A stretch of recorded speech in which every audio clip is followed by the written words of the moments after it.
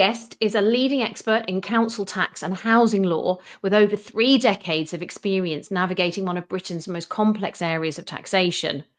Alan Murdie is a barrister who has handled numerous test cases in both higher and lower tribunals and courts. He serves as the long-term editor of the Council Tax Handbook for the Child Poverty Action Group, and it literally is the definitive guide on council tax law. And he's also chairman of Nucleus Legal Advice Centre, which is a West London-based organisation dedicated to providing access to justice. Alan also delivers training for the Institute of Money Advisors and works as a consultant on local government law for LexisNexis. He is a member of the HMO Action Group, of which I'm also a member, who successfully changed the law on council tax and HMO rooms in 2023.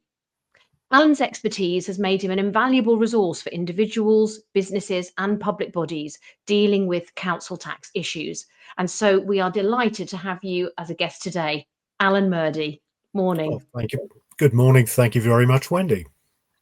Now, Alan, obviously you and I have had many discussions about council tax over the years and working together, as we have done for a number of years, on council tax issues to do particularly with HMOs. I want to broaden this interview out further, though, because council tax is a huge area of local law, government taxation, local government taxation, and impacts so many people's lives. Can you give us a brief history of where it started, how it started, some of the stumbling blocks along the way, and bring us right up to date? What are the current issues that the country is facing when it comes to council tax? Well, certainly, there's quite a lot there to unpack. First of all, history. Local taxation in one form or another has been around since 1601. And originally it was a system conceived called the rates, which was in essence a land tax or a property-based tax. Now that evolved over the next 3 centuries. And if we go back 100 years, local government expanded during this period. In fact, the modern world came into being. And originally it was set up as a system to support the poorest members of the community. That function continued into the 20th century. And it is the historic legacy of why we have local taxation. I mean, getting on 1/3 of the council tax budget in some areas now is going on social care for the elderly and the disabled and so forth. So its function is still there. Over the last century and a half, all modern developed societies have expanded to a degree, even beyond what could have been anticipated in the mid-19th century. It was a very progressive period. We end up with a system of rating which is carried on with certain throwbacks, certain relics that go back many, many years. It's an accumulation of laws over many, many years. In Britain, it's been reformed. The rate system was reformed periodically, 1925, 1948 after the Second World War, and there was a great need to rebuild, 1967, and we come up to 1988 when there was a major reform of business rates taxation, which is still with us under what's called the Local Government Finance Act 1988.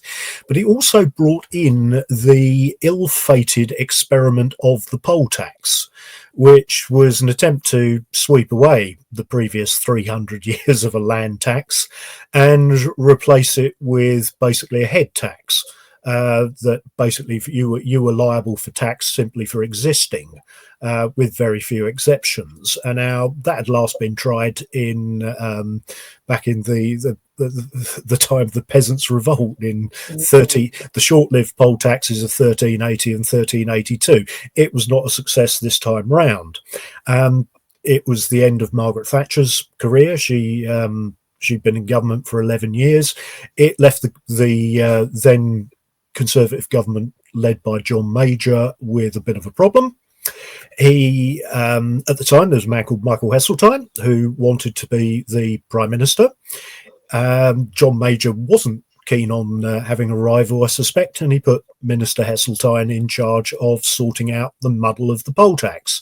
And so what they did was they created what we have now, the council tax. The council tax basically was a return in part to the land-based model of taxation, but also it retained certain elements of personal liability from the still twitching poll tax. And so it can be understood as a cross between a land tax and a personal tax. It's effectively saved the Conservative government because poll tax was massively unpopular. Millions of people didn't pay it. It was largely uncollectible. There were many, many problems with it, which goes to show you can't change things rapidly in a country with such embedded institutions and systems and as old as Great Britain. So it didn't happen there. In fact, they never brought in either the poll tax or the council tax in Northern Ireland. They still labour under a version of the old rate system. So we've ended up with the council tax. So it was basically to save the Conservative government of 1992 the return to a property-based system based on 8 property bans in England. That system carried on till 2012 when it became necessary to bail out the banks. So they then had to bring in the Local Government Finance Act 2012, which was brought in some major amendments to council tax. Now, when council tax, I'm sorry, this is turning into a bit of a lecture for you, Wendy, but it's very interesting though. This context is so important to understand where it's come from. And I think, again, I've heard you speak about this, of course, before, but I've learned a lot about this. The historical context for taxation is critical in terms of what policymakers need to be addressing in the future. So this is relevant. Please keep going. I don't want to stop your flow. I'm trying to give you a potted history. I'm afraid it is complicated. It's complicated even for me, and I've been immersed in this field for over 35 years. So if you could bear with me just a little longer, just to say 2012, we had a major overhaul of a key part of the council tax system. As I said, council tax was a return to a property-based system based on the value of your home in 8 theoretical value bands. Part of the plank of the foundations of council tax in 1992 was it would also provide a system of up to 100% benefit to cover those who could not afford to pay it. Now, this was called council tax benefit. It was a Land's End, John O'Groats taxation system. It was the same rate wherever you were in the country, effectively for the poorest members of the community, the elderly, those on low incomes, those who are unemployed. You could effectively claim up to 100% benefit to cover your local tax liability. Now, what they did in 2012, this was part of the government localisation scheme under Minister Eric Pickles, was the Localism Act said all the power in theory is supposed to go back to local government, and instead of Whitehall setting council tax benefit, we shall scrap council tax benefit, which we did as part of the wider welfare reforms of the period. Under the Welfare Reform Act, Section 33 took away council tax benefit. In its place, it was replaced by what is called the Council Tax Reduction Scheme, which is decided in its details locally. That is, we've got over 300 councils in England, 22 in Wales, each of them 14 in Scotland at this point. Each of those councils makes up its own level of support that it gives to people on low incomes under 60. So you scrap, and that would explain why we have so many variations across local councils in the way that these benefits or these advantages are delivered. That you see some areas, for example, presumably this also relates to things like empty property council tax levels. A few years ago, they've scrapped this now, of course, but you used to be able to get relief if your property had been empty for 8 weeks, for example. But in some areas, it would be 6 months or it'd be a year. And presumably that the Localism Act allowed those local councils to be able to make their own decisions about many other matters aside from the beneficial area. Indeed, I mean, it was one of a raft of measures. The big change was the localisation of council tax support, because the problem was, whereas Whitehall from the centre decided what the rate of support was nationally, unfortunately switching it to local authorities meant it comes down to the people in your town hall and councillors to come up with balance their books and come up with whatever rate of support they're going to give, if any, for people working age adults under 60. So that's why you've got this enormous amount of variations. It's almost like year zero. You try to start it all over again. Problem is, of course, town hall, your average town hall, best will in the world, they have no idea how to build a benefit system for people. They've been reliant for 20 years on central government. They don't have all the resources of central government, so they do their best, and in fact the government has to issue a default scheme, which is basically a complex system of support, which most councils actually just copy, then tinker round the edges with, subject to their own budgetary restrictions and requirements. Now, the upshot for it, the real big difference is where the problems have all emerged, and it was already inherent in the legislation, because Eric Biggle said, I will review this scheme after 3 years in 2016. It comes in on 1st of April 2013. He says, I will review it. He reviews it, does good as his word under the 2012 Act.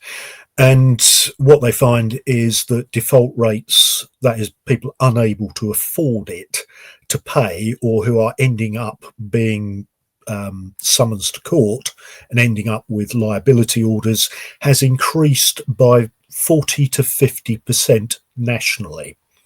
Now, default rates. You would put that directly. So let's compare those, if you have those statistics, to prior to the 2012 Act. Mm-hmm. What was the level of defaults and bad debt, I suppose, that was being accrued prior to the Localism Act? But prior to the Localism Act, the figures have been going up since about 2000. I would say, from my experience, council tax worked after a fashion between its inception in 1993 and about the year 2000. Now, what actually happened in 2000 wasn't so much a governmental decision, it was an administrative decision. It was the decision... basically, there's a bit of a fuss about too many people being paid too much benefit and people cheating the system. So they connected up the computers that sorted out social security benefits, decided centrally, those days job seekers allowance, income support, with your local town hall computer, which sorted out council tax benefit and in many cases housing benefit. Now, the problem was the computers started talking to each other, but it only needed one error to be put into the system somewhere, and it resulted in a complete cut-off of a person's benefit. Whereas, say, there'd been query about your performance or benefit or income or something about your job seekers allowance, what would happen after 1999-2000 is the DWP computer would say, we've suspended the person's job seekers. It would send a signal off to the town hall that computer at the town hall would cut off their housing benefit, and it would cut off the council tax benefit. So not only did they have no income, but they also had no way to pay the rent quite often, and they couldn't pay the council tax. So as well as no income, they got rent arrears, and they got they got council tax arrears. And then they have to try and overturn that. Now, I've worked solidly in that field. I wrote an article as long ago as 2008 for Advisor magazine, which is online, called Computer Says No, which explains that the problems are very much computer driven. Those accelerated. Come to 2012, 2013, I'm afraid the computers take over even more. And increasingly, you get an error somewhere in the system that just replicates now, as well as the general fall in income. Simultaneously, we also have the housing benefit cuts. We have the overall benefit cap. We have an increased sanctioning regime of unemployment related benefits, work related benefits, which I have to say didn't actually begin under the coalition government. They actually go now back to spring 2009, where they were introduced by a now forgotten former social security minister called Kitty Ussher. And it was a sanctioning system for people who felt that, were felt not to be seeking work enough. And there's a whole combination of factors have come in, which have meant effectively growing numbers of people just don't have the means to pay that's coming in. Overall, so we get to 2012. Really rise after 2013. So okay, so we the introduction of council tax comes in. We've got these bandings. Are there 9 bandings? There's currently eight in bandings for England. That your bands A to H. A to H basically for residential. A is your bottom band, and A is for dwellings that 33 years ago were valued at £40,000 or under. And H is your top band, which is broadly speaking 3 times more than band A. And in cases like that, you've got, in terms of proportion that you pay, but band H dwellings are those that in 1991 prices were valued at £320,000 or more. So as you say, council tax seems to work generally, okay. There's probably some problems because it was introduced very, very quickly after the failure of the introduction of poll tax. And we have a number of years where, it settled down. Fast forward to the global financial crisis, of course, then all bets are off. Things have to start to be reorganized. We get to 2012, we get to the Localism Act. And this seems to completely alter the way that it's collected. And suddenly you've got local councils who are in charge of setting the levels, I should say. I don't want to use the word rate to confuse people. Setting the levels of council tax. Now, is it also at this stage, Alan, where we start to see some of the variations in terms of distribution across those bands? So obviously, in the banding was so that there could be a proportionate level of taxation set according to the value of that property, albeit traced right back to the start of 1991, 1992, when those property bandings were set. However, the other aspect of those proportionalities that we've seen over time is that properties, sometimes within band A to band C, have been weighted disproportionately lightly for their share of council tax, and is that activity, has that been exacerbated by the 2012 Act? Well, it has been, in terms of the disappearance of certain discounts. You've got to remember that when the system was set up, it disproportionately favoured people in the top bands, because you can live in a rat-ridden hut and you will, the person in the mansion next door will only pay 3 times more than you do. Yet they may be occupying, a terrifically large building worth an enormous amount.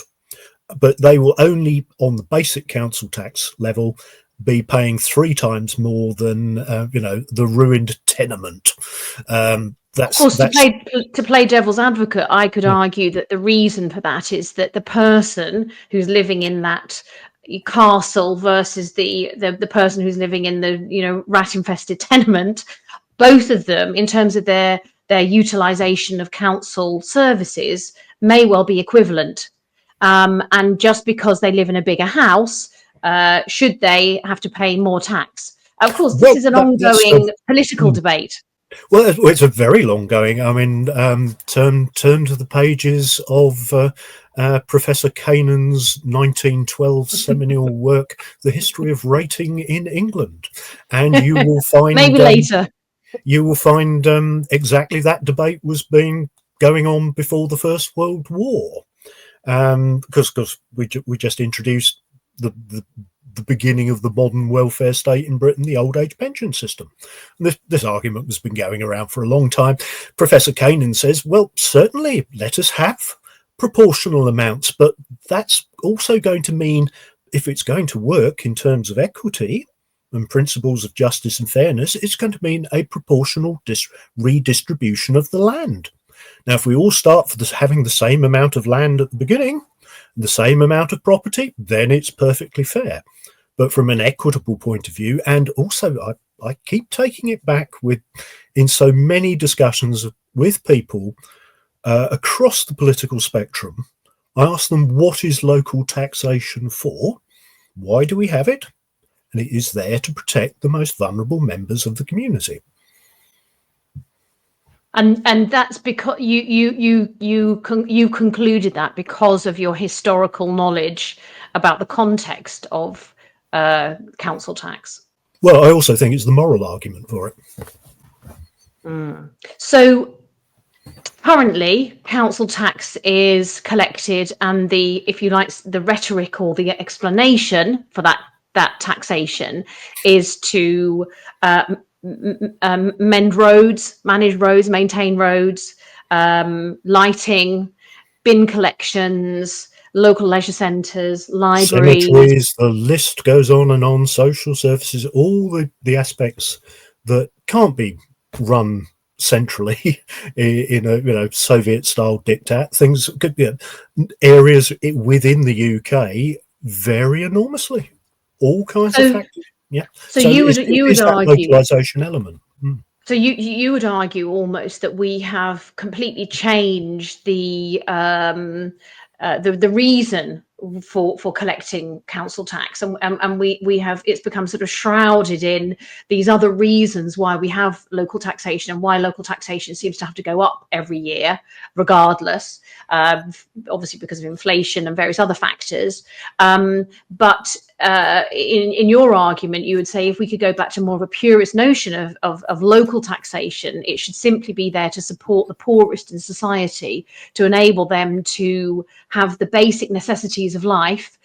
So there would be a redistributionist element of it, but it would be much lower because, well, obviously many people's lives, they don't live in poverty. So there's always obviously a proportion of people who are poor proportionately, but local taxation would be the form that would support those people. Well, it's that's why it's there. But I mean, there are many things. I mean, I buy a lot of books. I don't use my local library very much, but I don't object to paying money that goes for a library for the benefit. I see that there are certain things which are community assets which everybody, through the generations benefits from, parks and so forth. So I don't think there's anything wrong in principle in contributing to the welfare of the human beings around me. Where we've gone wrong is to the extent that we've allowed things to forget the basic functions there and become increasingly taken over with complexities. That's one thing. The other thing to remember is that 4/5 of local funding actually still comes from central government. Now that has been cut back. That is a different. What has gone on there, including, I'm afraid to say, the mistake in 2010, again as part of the localism agenda, to allow local authorities to borrow money on the capital markets as well to fund projects. There's a whole lot of other things. Council tax is only currently about 19% of local authority income. And of course, you get things like major roads or major developments, which, or even the ill-fated HS2 system, you've got things which spread across many local authority areas. Aside from that, we've also got billions in business rates, which are to be fed into the picture. People made a lot of fuss about the poll tax. What they didn't pick up on simultaneously in 1988 was the drastic effect of business rates and the way in which we changed those with the introduction of, whereas they had previously been set locally and muddled along fairly well. I mean, there was a lot of controversy in London with the former GLC, ended up getting abolished and so forth. And that was politics of London. But outside London, we had a business rate system, which it was nothing's ever perfect, but it worked. But the problem was we rushed in the uniform business rate system, which effectively starts to try and I think the original idea behind the uniform business rates, as far as I could ever find it out, was to supposedly promote the free market of capital around the country. So there would not be big rating variations that would stop businesses relocating around the country in a financial year. But the truth is, your average chip shop in Truro in the course of a financial year does not plan to relocate in Sheffield. So it was a non-starter for small businesses. And I mean, the results were really quite catastrophic on the high streets. People going on about high streets closing. We go back to 1991. Admittedly, there'd been a collapse in property prices, but my local barbers in Bury St Edmunds, where I lived at the time, went from a rates bill in the first year of introduction from just over £750 annually to nearly 11,000. Now, that shut down Lloyd's the Barbers. That pattern was repeated across the country. I remember talking in 1990 to a man who'd worked in Poole in Dorset in the local heritage civic society and so forth. He said, because of uniform business rates, all my work in this area has been for nothing. For the last 20 years, because the uniform business rate has come along, it's closed down little shops that stood in the way of major modern, great concrete redevelopment schemes for the best 5 or 10 years, and now they're swept away at once.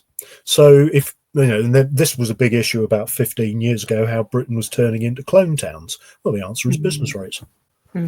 So what we have here is as a disincentive for businesses to grow. Now, of course, we've got you have exemptions for business rates if you're under a certain level, or if you're in a building that's under a certain size, you can apply to be exempt. But nevertheless, those glass ceilings will still provide a disincentive for growth beyond that glass ceiling, a bit like the VAT threshold. So what impact do you think? I mean, although we're here to talk about council tax, these two, as you say, are in part and parcel of the same bucket. Yeah. Yes, exactly. What would you say? Let's move it on to this podcast is the Reform Party podcast. In terms of the Reform Party, many policies are being thought through. Many policies are being discussed, debated behind closed doors at the moment, and we're going to have to formulate policies on many of these different issues. If you were advising a Reform Party, what would you advise them to do, Alan? I'd give the same advice as I give to people from all political persuasions I talk to. That is, understand what you're talking about. Actually look at the legislation. Difficult, complex, it's hard, but it is not, as we found with the HMO reform group, You weren't trained as a lawyer, but when you looked at it, you could understand. You could actually understand the actual practical side of it.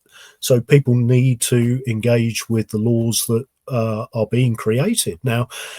Parliament tends to be the last place that actually finds out what's going on, because they are wonderfully sheltered by a whole range of things, and a media which isn't necessarily what's in the public interest isn't necessarily interesting to the public. I'm well aware from years talking about local taxation, so I can understand that, but it's necessary to look actually at the bodies of law. I mean, again, and this does actually touch on local taxation, where I think the Reform Party needs to look at what it's saying is with this commitment. It wants to get rid of the Human Rights Act and wants to get us out of the European Convention. Now, it's not an original thing to say. David Cameron said exactly the same thing in 2014. He was going to do that. And then certain better informed people had a word in his ear. And I think that's where you need to find out what the implications would be. So what you're referring to is the fact that the ECHR and the planks, if you like, of the way that we have established that law and the ramifications within our own other laws are part and parcel of those laws, and it is what you're saying, Alan, there, that to try and extract ourselves from the ECHR is going to be a much harder task than it looks. No, not at all. We could leave it. There's no problem about it. We could, but again, it comes back to this question: why do we have the Human Rights Act?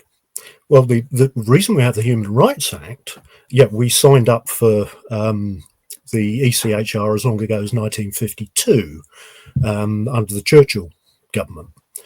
But the reason we have the Human Rights Act is not because suddenly the legal profession went all liberal. It's actually part of the Good Friday Agreement for Peace in Northern Ireland, that we should have a Human Rights Act as part of the UK law, and that is part of the peace settlement in Ulster.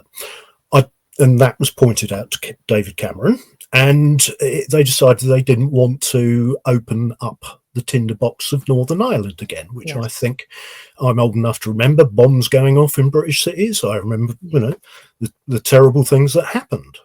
So that's the first reason. Second reason, which no one else seems to have aired, but as you've asked me, is currently, I think nearly even Russia is nominally signed up for the Human Rights Act. I think it's only Belarus that isn't. Now, let's put yourself in a British citizen who gets into trouble abroad position. If UK doesn't have regard for the Human Rights Act and you get banged up abroad somewhere, why should they care about your human rights then? If you end up as a, misfortunate British, this kind of thing happens. Yes, it does. Yeah. Coming into why it's relevant to local taxation, this is my one contribution to human rights jurisprudence. Back in 1991, I was involved with a case of an unemployed man called Steve Benham, who was homeless. He lived in Poole. And Paul, he didn't pay his poll tax. He was living in his car. He got locked up for 30 days by Poole Magistrates Court for not paying poll tax he wasn't even liable for. At the time, there was no legal aid to get him out of jail. So myself and some other volunteer lawyers got involved with the case. And fortunately, it came to, because human rights wasn't really a great thing at the time, but it wasn't even the basis on which we managed to get him released from prison at that point. The upshot was we did manage to get him out of the High Court. The High Court 8 months later quashed his jailing. It was the start of many hundreds of actual successful overturnings of imprisonment. But the National Council for Civil Liberties at the time, man called John Woodham was the solicitor. He said, well, this is actually a human rights Act point. So Benham's case went all the way to Europe because it was the position up until 1995 that if you failed to pay a parking fine, even, you could be sent to prison by magistrates, non-payment of fine, and there was no legal aid if it wasn't even your vehicle. If your previous, you could end up in jail with no right to a lawyer, paid for by the state, or legal aid to protect you. And it was only because we had the European intervention of the European Court in Benham's case that we changed the law. And since 1997, there were a whole load of compensation cases as well that went through. And again, we're not talking about, as it was said to me even by a left-wing MP of the time, we're not talking about bearded Trotskyist polytechnic lecturers. We were talking about people like Mr. Perks of Wolverhampton, who was brain damaged as a child with meningitis, who got locked up for not paying a tax he wasn't even liable for. And so legal aid provision has come about, and that was my one contribution in helping that litigation begin, that ended up with why we had the Human Rights Act. There's been similar things about proportionality on fines, that it really isn't a good idea to lock up a single mum on benefits with children for a small paltry fine. This is actually what human rights law is about. Yes. So again, I think people do need to do a basic bit of reading. I think the challenge is absolutely right, Alan. That's critical to understand what the implications would be of getting rid of the Human Rights Act and withdrawing from the ECHR, and understanding what some of those implications would be of doing that, and some of the, if you like, the legal precedents that have been set. As a result, we all benefit from those. You're absolutely right. We don't want to see single parents locked up for a small fine to the detriment of their children, who then might have to be taken into care. And the state is going to have to foot the bill. And it could cost huge amounts of money, which are completely unnecessary for a very small offence. There are always trade-offs, and I think what we've got to consider is what are the incentives that the law is setting up, and what are the trade-offs. And we're not going to. I don't want to expand this conversation too much into some of the other trade-offs that we might have to make. But I think that it's a very important challenge, and I think you're absolutely right that politicians across all spectrum need to understand how the laws were constructed and passed, and to what end. I think there's going to have to be more discussion about that. And I as I say, I do know that these discussions about some of the precedents that have been set as a result of our thinking at the time, some of them have been very beneficial, and we don't necessarily want to get rid of the baby, throw out the baby with the bath water. But on the other hand, now is it having other consequences? In terms of immigration, but we could widen this discussion out, and I want to keep it to council tax, if we may, Alan, because that's why you're here. That's why you're on. Okay, I'd like to move to thinking about some of the current issues that you see as being problematic in the council tax system, and I think some of your ideas and thoughts about what could be done to address those areas. Well, I'll come back to a point I made earlier, which is the march of technology. Now, to an extent, that is inevitable in modern societies. And I do take the throwaway point. We can't go back to vellum and quill pens and so forth. But I have to say that my experience over the last 25 years of seeing the march of technology in the local taxation field, I'm afraid it reduces my opinion for technology, because I've seen the system become increasingly inefficient. And the major problem I find with local authorities is navigating the system. Quite often, there have been too many cuts in effectively physical services and with the system of appeals. When I started with local taxation, there were 56 tribunals around the country, and you had they were serviced and paid for, and you could get them. Now they have all closed completely, and we are meant to conduct appeals over council tax on a kind of glorified Zoom call. Now, this hasn't made the system any better, because I've seen the debt problems and the zeros get bigger and bigger, I'm afraid, on the bills and the cases I deal with. And technology has not helped. It results in a fragmentation of decision making. And we need, part of the problems we've got with right across the justice system goes back to a policy introduced by the then Justice Minister Jack Straw, 2007-2008, to start selling off the courts and tribunal buildings themselves. And so all the best ones got sold off, and the Cameron government, coalition government, repeated this in 2012. So there's fewer and fewer courts and tribunals. The ones that we've got, they've tried to replace stuff with technology. I mean, I don't have the up-to-date figures, but 2023, over 30,000 hours of court time were lost because of misfunctioning technology and IT. So it's not a panacea. It's made certain interest groups and companies very rich indeed. So there's clearly, I think, a need to actually go back to more localized physical decision making. Now, people have probably been separated since COVID and find that a bit too daunting, but oh my, it makes all the difference. If you're actually all in the same room together, you can at least be sure that the court or tribunal are actually looking at the same page of documents or evidence as you are, which we cannot guarantee if we have a virtual justice system. I think that's a really valuable point. I think we have there is a risk that artificial intelligence will be sort of accepted as a panacea for all ills, and that artificial intelligence is the answer to all our problems.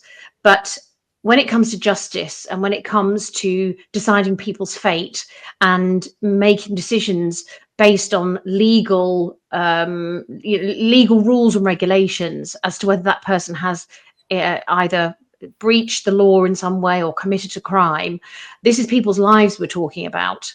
And I think doing it pure on a paper-based automated system, which is what we see council tax being managed by currently, is very, very problematic, because nuances, reasons, evidence just seem to be ignored. And, you know, you and I, Alan, have had many occasions of working with people who have tried to make their case to the local authority about their council tax situation, and it just seems to have gone into what I call the council tax robot. And the council tax robot just spews out another letter. There's nobody actually there who understands enough to be able to listen to that person, to listen to their issues with council tax, or the misunderstandings that might have arisen around their particular case, and explain why something is the way it is, and why therefore either the council tax has been paid or has been overpaid or underpaid. And it seems that they're just processed like a sausage in a factory, and nobody gets to actually hear that case until it's gone so far down the line that the threat to that person is huge in terms of fines and bills. Well, it is, and it should not be forgotten. This is the second area, is that there is not, in my experience, proper regulation of accounting of the money that comes in, and particularly when it goes to enforcement, it is not properly regulated. And because I have dealt with cases of enormous variations in bills. I'll give you a couple of examples. I had one case beginning of last year. Gentleman inherited property from his late father, premium applied, £33,000 council tax bill applied, fortunately came to me. By the time we finished negotiations, which took best part 8-9 months with the authority, because cases that could have got sorted out within 3-4 weeks 25 years ago now span the months, even the year, let me say, because of precisely the problem you've identified, the fragmentation and lack of human discretion or intervention. And we ended up, and he didn't even have to pay all of it, but rather than pile the premium on the new owner, he took a bill of 19,000. Now, I've had other cases of had a lady with a disabled husband who got stuck in another property during COVID in Wales. £24,000 demand rained down upon them. By the time we finished, we got it down to 6,000. I had cases of a lady whose mother had died 4 years earlier, chased posthumously for alleged money. They'd actually sold the place, which was a bit of a mansion, but they were asking for 17,000. She ended up actually paying nothing after. I wish all my cases would end like this, but it is the scale of the errors now which can come in, particularly since 2015. This is why the landlord sector were particularly being penalised selectively, unfairly, unjustly. And that's a further wider point, is that this only really happens in local taxation. HMRC, there's a vast body of laws, and in fact there's a whole tax bar, and all barristers have to pass a tax exam and so forth in order to practice. There's a whole lot of really established legal principles. All that I ever do that is at all in any way original, because all I ask is the system actually does what it is meant to do. We all follow the law, but that's not just the taxpayer, that's also the council, the court, the tribunal, everybody.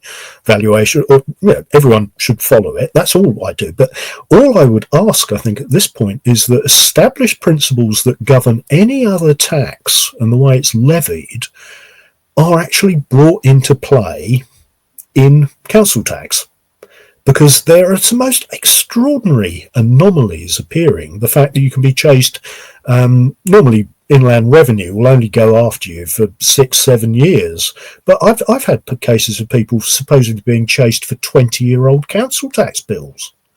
Now, Yes. The limitation period needs to be cleared Correct. up here, because just to give everybody a basic working certainty. So is that limitation not written into law? Is that's not written into the 1992 Local Government Finance Act, for example? Not as clearly as it should be. And again, this is a long seminar in itself. The limitation was never an issue, even in local taxation, until about 1953, because the system, old-fashioned, it did work along without too much of an issue.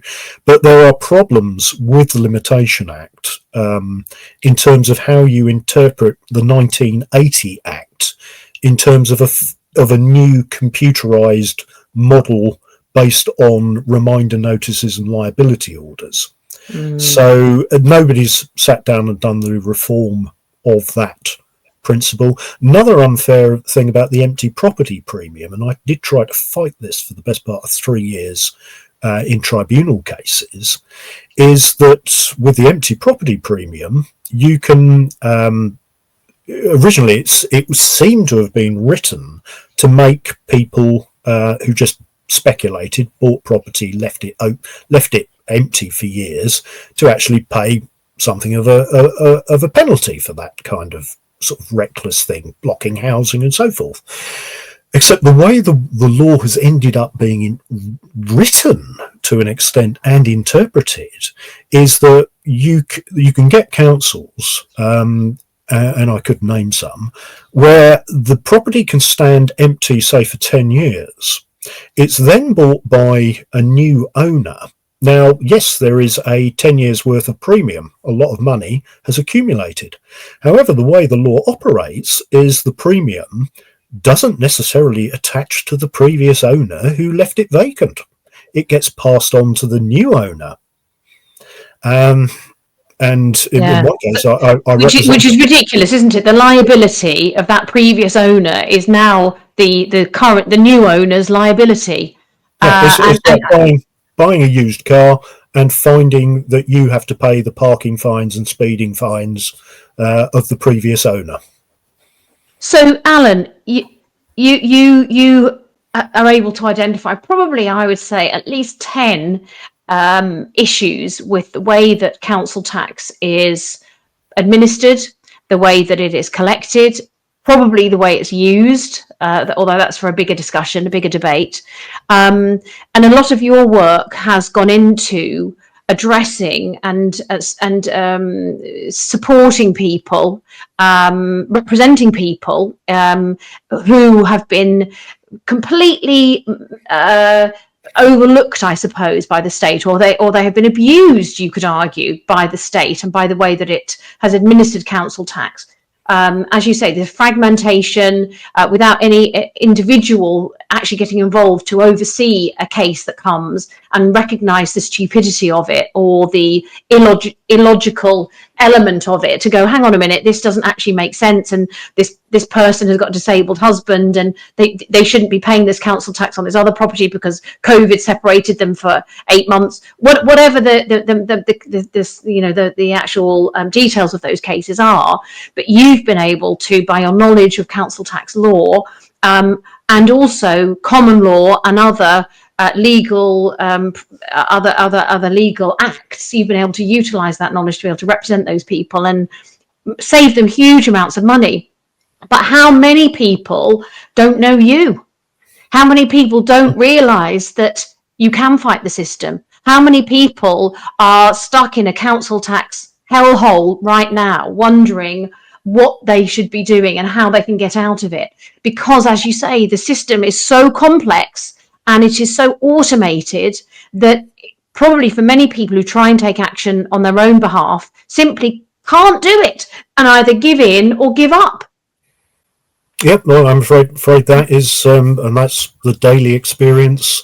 As you mentioned at the beginning, I chair a law centre in West London, and people are routinely free legal advice community centre, which we've managed to keep going over the years. We've actually even managed to expand a little bit, but I'm never complacent. But we are facing record demand levels, and people are routinely walking through the surgery door, as so to speak, presenting with problems more complex than I trained on to be a barrister over 30 years ago. And there are all stages of litigation, and again, legal aid, cut back in legal aid for the last 25 years has compounded these things. So. And we're also simultaneously seeing a lack of collection of council tax, aren't we? We're seeing councils issuing bills for council tax, but yet I think there's a huge amount of council tax that just simply never gets collected. Current arrears are probably about £500 million in England, I should say, quite easily. And of course, there's lots of unpaid liability orders. Again, I have all kinds of issues with liability orders I've been making for the best part of 15 years nearly. Yes. There are a lot of problems. It may be historically we are in one of these periods where there is going to have to be a root and branch reform of the local taxation system. As I said, it's happened periodically, and we are about ripe for it again. In fact, overdue, I would say. And this has probably got a lot more to do with wider economic forces and factors, to do with great many things, all coming together at once. So we live in interesting times, so far as anyone can find them interesting, but it does become very interesting when it's you. And so, this is one of the problems, I think, with so much of local taxation and to do with welfare. When education goes wrong, middle class people tend to notice. When it's services affecting middle class people, they don't work out. They tend to make representations of their members of parliament. It becomes an issue in the media. It doesn't and the health service, when that goes wrong, people notice, they do something about it. But unfortunately, when it's benefits or local taxation, and local, as I said, we're talking about a fifth of your local authority's income here, and factors that people don't immediately notice unless they actually have a relative who's in care or on the receiving end, or a friend who's very unlucky. They don't actually realise what can go wrong. A lot of people seem to, don't appreciate the problems, and this is what I said, is that quite often Parliament is the last place to find out what's actually happening. Well, Alan, I'm going to wrap up of what has been a fascinating hour for me, and whether the whole hour makes it to the podcast, I don't know. I'll leave it to our editor to decide. But I would like to say a huge thank you to you for your time today. It's been really fascinating. I do find listening to you very, very interesting. We might not always agree. You're too kind. I mean, I appreciate having been talking about this stuff for many years. Well, absolutely. I must take every compliment. I have your book on my shelf behind me. It's probably not the latest edition, but whenever I have a question about council tax, I always refer to your book, because it is the most comprehensive guide I've found about council tax in England and Wales. So, that's a book to get. It might not be, by your bedside, but you certainly should have it on your reference shelf. Well, possibly as an aid to sleep, some people have commented. But... Possibly, yeah. But there we go. Thank you. Yeah, well, thank you very, very much indeed for being here, Alan. And anybody who really wants to contact you, well, I would suggest do a Google search on Alan Murdie and council tax. You'll find him. He's top of the list. He's, in my view, the #1 expert in the UK on council tax. What he doesn't know, nobody knows. And it's been really an honour and a delight to have you today. Thank you for coming on the Reform Party podcast. Well, thank you very much for having me.